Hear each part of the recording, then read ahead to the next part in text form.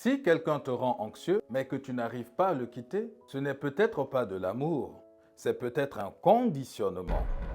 Ivan Pavlov a montré quelque chose de simple, mais puissant. Un cerveau peut apprendre à associer une émotion à un stimulus.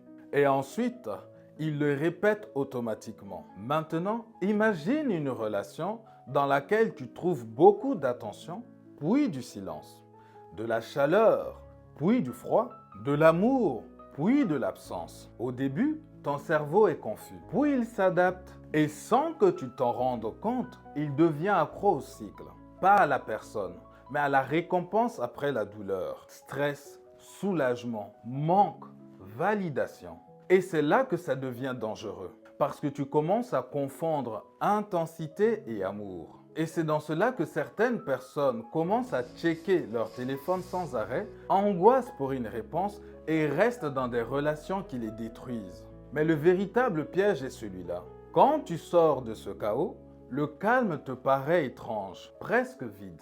Et tu crois que c'est de l'ennui, alors que c'est juste la normalité. Donc la véritable question n'est pas est-ce que tu l'aimes, mais plutôt est-ce que ton cerveau a été conditionné à survivre à cette relation plutôt qu'à l'aimer. Parce que parfois, ce que tu appelles amour, c'est juste une addiction au soulagement.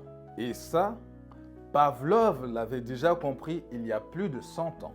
C'était Monsieur Sovogi, la voix de la sagesse.